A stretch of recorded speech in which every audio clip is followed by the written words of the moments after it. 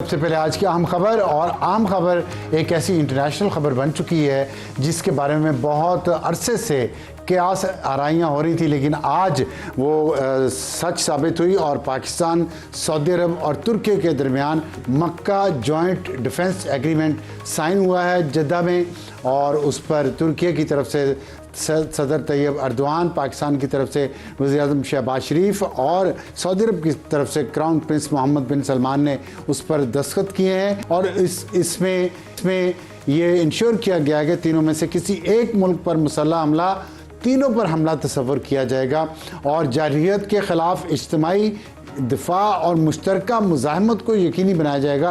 बड़ा स्ट्रॉन्ग किस्म का ये माहिदा है, और साथ माहिदे का मकसद तीनों ममालिक के दरमियान दफ़ाई ताउन, इज्तिमाई सलामती और अमन का फ़रोग, ख़ित्ते में इस्तेहकाम के लिए मुश्तरका हिकमत अमली पर इत्तेफाक में ज्वाइन किया है। ब्रिगेडियर रिटायर्ड मसूद अहमद खान साहब ने, उनसे पूछते हैं इसकी अहमियत ख़ित्ते की मौजूदगी तनाजुर में कैसी है। ब्रिगेडियर साहब, ज़रा बताएंगे आप हमारे नाज़रीन को कि ये माहिदा अहम क्यों है इतना, और क्या इसमें मजीद ममालिक भी शामिल हो रहे हैं? जी, बहुत शुक्रिया अफसर साहब। देखिए, मेरे ख्याल में एक तो बड़ा लैंडमार्क है, लैंडमार्क जियोपॉलिटिकल डेवलपमेंट है, हिस्टोरिक है, और पाकिस्तान का जो जियो स्ट्रेटेजिक रेलेवेंस है, पाकिस्तान का जो इन्फ्लुएंस है, पाकिस्तान की रेलेवेंस मजीद बढ़ गई है विद दिस। और इसमें देखें जॉइंट, जिस तरह हमने बात की, sort of a collective security arrangements है जिसमें तुर्किया है। तुर्किया की इंपॉर्टेंस आप देख लें कि सेकंड लार्जेस्ट आर्मी है नेटो के अंदर, स्ट्रॉन्ग मिलिट्री इंडस्ट्रियल बेस है, टेक्नोलॉजी के हिसाब से फार अहेड है। ड्रोन्स देखे, जहाज उनके देखे, उनके शिप्स, सबमरीन्स देखे, जिस तरह हमारे लिए मेल्जियम शिप्स वो बना रहे हैं। और इसी तरीके से सऊदी, इस इकॉनमी बहुत है, लार्जेस्ट ऑयल एक्सपोर्टर है, फाइनेंशियल हेल्थ बहुत मजबूत है, पाकिस्तान के साथ एक कनेक्टिविटी बहुत अरसे से, और पाकिस्तान की देखिए मिलिट्री स्ट्रेंथ है, पाकिस्तान बैटल हार्डन आपके फोर्सेस हैं, पाकिस्तान का एक जियो स्ट्रेटेजिक प्रोफाइल है, स्पेशली लास्ट ईयर के बाद से इन साउथ एशिया आप सिक्योरिटी स्टेबलाइजर भी हैं, वेस्ट एशिया में आप नेट सिक्योरिटी प्रोवाइडर बन चुके हैं, और आपकी रेलेवेंस हमने इंडिया से वो जो सो कॉल्ड एजाज उनके पास था कि नेट सिक्योरिटी प्रोवाइडर, वो हमसे उनसे ले लिया है। कल तक इंडिया आप देखें नेट सिक्योरिटी प्रोवाइडर था, अब अमेरिका ने भी उससे एशिया पैसिफिक वाला निकाल लिया है, अब इंडो पैसिफिक निकाल के एशिया पैसिफिक कमांड कर दिया। सो पाकिस्तान की रेलेवेंस से, और मजीद ये देखें कि ये एक समझ ले कि डेटरेंस के तौर पे है to prevent conflict in the region में, और एक एग्रेशन के लिए भी एक किस्म का वाज़ेह मैसेज है कि अगर होगा तो इसकी कॉस्ट ज्यादा होगी। तो ये रीजन में सबसे ज्यादा बड़ा डिस्टेबलाइजिंग फैक्टर तो इजराइल है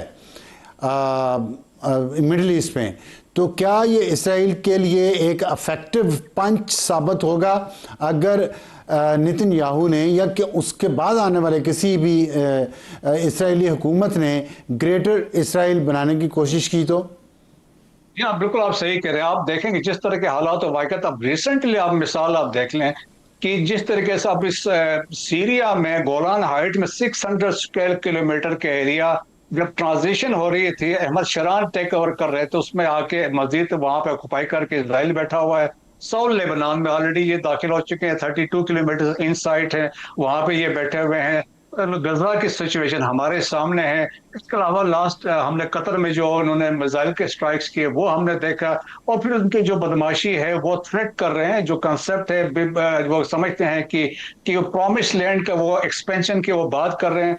सो वाज़ेह तौर पे एक मैसेज उनके लिए भी है। दैट्स वाई आज देखेंगे तो दो ममालिक में बहुत ज्यादा बहस और खलबली है, वो एक इजराइल है, द अदर इज इंडिया है, लेकिन वाज़ेह एक बड़ा मैसेज इनकी तरफ से, इस अलायंस की तरफ से है। दैट्स वाई अभी आप देखें कि इब्राहिम कार्ड में कोई नहीं जा रहा, इसके भी एक ये बड़ा वाज़ेह मैसेज है। नहीं, बहुत आपने अहम पॉइंट उठाया, बहुत शुक्रिया ब्रिगेडियर साहब हमसे बात करने का। आगे बढ़ते हैं, आज़ाद कश्मीर पे आ जाते हैं। आपने बहुत काम की, वज़ीर आज़म कौन आ रहा है? 3 उम्मीदवार हैं वहाँ, शाह गुलाम कादर और कर्नल वकार और तारिक फारूक। कर्नल वकार जो हैं वो बरनाला छमचौड़ियों से, जी। तारिक फारूक अनवर हक को भिम्बर से उन्होंने हराया जो साबिक वज़ीर आज़म है, और शाह गुलाम कादर साहब नीलम वैली से। तो बड़े ताकतवर उम्मीदवार तो हमारे इतलात के मुताबिक शाह गुलाम कादर ही हैं, लेकिन कर्नल वकार साहब भी सीनियर वज़ीर रहे हैं अनवर हक के साथ पिछली हुकूमत में, जी। और हुकूमत चलाते रहे हैं, और अवामी एक्शन कमेटी का जो इस वक्त हम वहाँ पे मैस क्रिएट हुआ है उसका इल्ज़ाम पिछली हुकूमत पे भी जाता है। तो और फिर तारिक फारूक साहब ने पिछले वज़ीर आज़म को हराया, तो किसको बनाने जा रहे हैं आप वज़ीर आज़म, और ये कब तक मुमकिन है? देखिए अब साहब, इसका फ़ैसला तो पाकिस्तान मुस्लिम लीग नून की क़यादत करेगी, जनाब नवाज शरीफ साहब, शहबाज शरीफ साहब और चीफ मिनिस्टर साहबा करेंगे। ये तो उसका सिंपल और सादा जवाब है। बाकी तीनों उम्मीदवारों के हवाले से मुख्तसर में अर्ज़ कर देता हूँ कि शाह गुलाम कादर साहब हमारी पार्टी के वहाँ पे पहले चीफ ऑर्गेनाइज़र थे, अभी सदर है, और रिवायत यही रही है कि जो प्रेसिडेंट होता है पार्टी का वो प्राइम मिनिस्टर होता है आज़ाद कश्मीर का। बाकी जब दोनों जो बाकी उम्मीदवार हैं, तारिक फारूक साहब बहुत सीनियर और पार्टी के जनरल सेक्रेटरी है, भिम्बर से जीते हैं, ठीक है, और चौधरी अनवर हक साबिक जो प्राइम मिनिस्टर हैं उन्हें हराया है उन्होंने, और कर्नल वकार साहब भी एक क्रेडिबल हमारे PMLN के वहाँ पे रहनुमा हैं, और ये सीनियर मिनिस्टर रहे हैं और बड़े ऑनेस्ट आदमी हैं। तो मैं इतना ही कहूँगा, ये प्रेरोगेटिव ये पार्टी का है, ठीक है, और इसमें बहुत अहम राय जो है वो राना सनाउल्लाह जो हमारे सीनियर अपना पॉलिटिकल एडवाइज़र है, और उसके साथ साथ जो अमीर मकाम साहब हैं वो भी इसमें अपनी सारी कैंपेन भी चला रहे हैं। एक आपके पार्टी के MLA कहते हैं, जी, वो अभी जो मुंतखब हुए हैं वो बरतानिया में गिरफ्तार भी हो गए हैं केस में, इसके बारे में आपकी पार्टी क्या कर रही है उनको? अब साहब मैं इसके हवाले से यकसर ला इल्म हूँ, मैंने भी सोशल मीडिया पे ही वो चीज़ें देखी हैं, ठीक, मेरी मेरी किसी से तफसील से इस मौजू पे बात नहीं हुई, ठीक है, और वो कोई गिरफ्तार नहीं हुए, वो पाकिस्तान में है, अभी इलेक्शन जीते हैं। खबर, अच्छा जी, वो इलेक्शन जीते, लेकिन केस वो तो कह रहे हैं गिरफ्तार, वहाँ तो लिखा गिरफ्तार। सर मैंने जो मीडिया पे देखा है वो 1990 का कोई केस की बात हो रही है, तो वो मुझे तो उनके खिलाफ कोई साजिश ही लगती है, लेकिन बहरहाल वो पाकिस्तान में है। अच्छा खैर, माजी में गिरफ्तार हो चुके हैं और केस बहुत ही शर्मनाक सा है, इसलिए मैंने आपसे सवाल पूछना ज़रूरी था, क्योंकि ये इनके साथी, इसी तरह के लोगों के साथी वहाँ पे लंदन में पाकिस्तान हाई कमीशन के सामने जाके मुजाहरे करते हैं पाकिस्तान के ख़िलाफ़, वो उनमें भी शामिल हैं।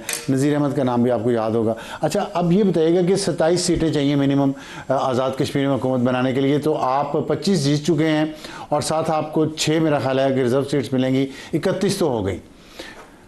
जी तो बिल्कुल, आपकी हुकूमत इन अ वे, ये जो तीसरा मरहला है उससे पहले ही आपकी हुकूमत के आपके पास इतनी मेजॉरिटी है कि आप हुकूमत बना लें।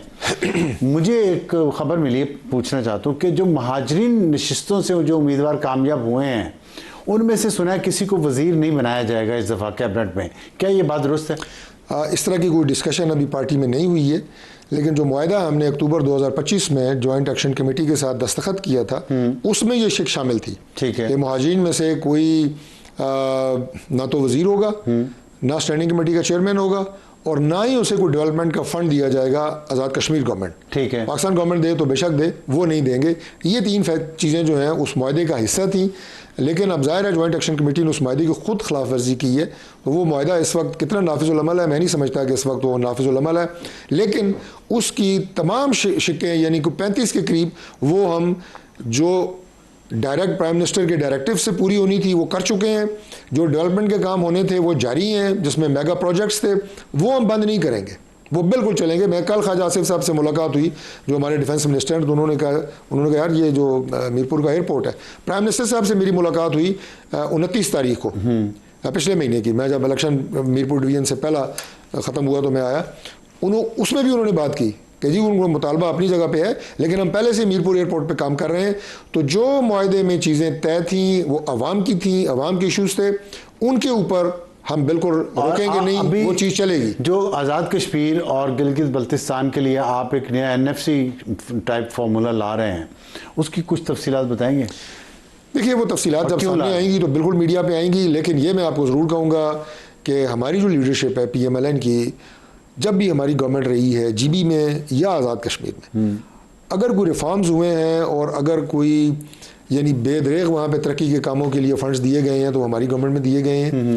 प्राइम मिनिस्टर जब नवाज शरीफ साहब थे तो मैं एज मेंबर कौमी असम्बली आज़ाद कश्मीर कौंसिल का मेंबर था, MNAs होते हैं 2, हमेशा मीटिंग हमने जाके वहाँ पे की मुजफ्फराबाद में। प्राइम मिनिस्टर ने कहा नहीं, यहाँ मीटिंग नहीं करनी, उधर जाना है। ठीक। तो हमारी उनके साथ जो एक एसोसिएशन है कश्मीरियों के साथ, आज़ाद कश्मीर के साथ, वो लाजवाल है। और अभी इंशाल्लाह जब हम गवर्नमेंट बनाएंगे, गवर्नमेंट बनेगी, तो आप देखेंगे कि तरक्की का वो सफ़र इंशाल्लाह चलिए ताला देखते दोबारा हैं शुरू कि होगा। तरक्की का सफर शुरू होता है और फिर सिस्टम जो यहाँ पे कोलैप्स हो चुका है, वो कोलैप्स नहीं हो उसके चुका बारे में ये लफ्ज़ ना इस्तेमाल किया करें। इस सिस्टम में बेहतरी की गुंजाइश है, ये कहा करें। मैं तो दोहरा रहा हूँ, इस्तेमाल नहीं तो नहीं, किसी और ने वो किया। आप जो कह रहे हैं ना कोलैप्स हो चुका है, ये नहीं। मैं दोहरा इस रहा हूं। सिस्टम में मजीद बेहतरी आनी चाहिए, मैं आपके साथ हूँ। तो चलें, अगर कोलैप्स्ड सिस्टम में मजीद बेहतरी आप ला सकते हैं तो हम भी आपके साथ हैं। बहुत शुक्रिया तारिक फजल चौधरी साहब हमसे बात करने का।